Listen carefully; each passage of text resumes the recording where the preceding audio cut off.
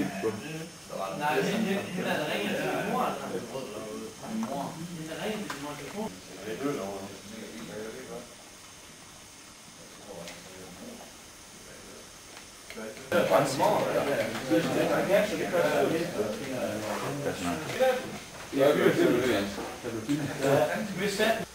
Renovere en kvist. Og det vil man egentlig, altså det som vi nu har, som der var som krav til den her opgave, det var, at der skulle være et trævindue.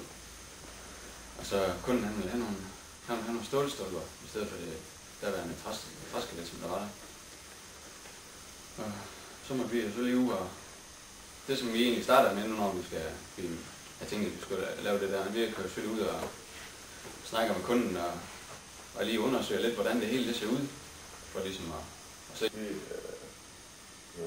Vinduespalsen her, der har vi valgt at sætte en hardy trim på.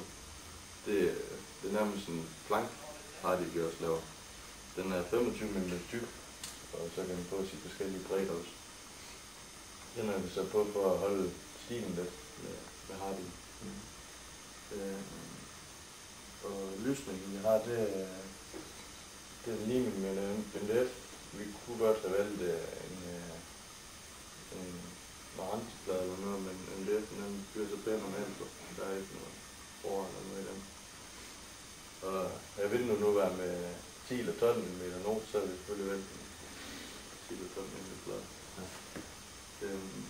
Og så har vi sat et stykke 2-4 i hver sin side af vinduesåbningen, lige inden der er skruet på stålrækken, for at karmensbroen den skal have noget hvid i. Den har vi sat en 2-2-række her i hjørnet for at holde dampspanden på plads. Der er ikke noget skelet der, men så må vi rykke ud, for at vi har noget skru i. Og ja, så er der fuge. Der blev fuge, men diffusionsåben fuge, en polymerfuge eller noget, her ved dampspanden og ind til stålskelettet. Ja. Og så blev det så diffusion, eller fuge med en folieklæber, altså en diffusionstæt fuge her ved vinduet, og lige stand med luft og gulv.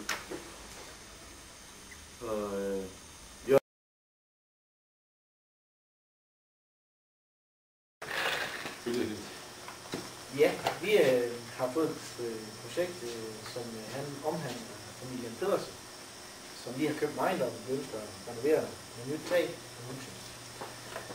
Samt en ny kvist, eller kvisten skal ny udvinde glæden på. Og på taget der vil de have lagt bølgeisens. Ja, det er så det. Og her har vi lige sådan en lille tegning af, hvordan projektet det er. Ja. Og så har vi så lige indbygget et hovedpunkt her, det er sådan lidt med Detaljen. Ja, vores detalje, det er det punkt her. Det er vores. Så det er jeres boble, det også? Ja. Den var bedst dybt der. Den har vi lige fået med.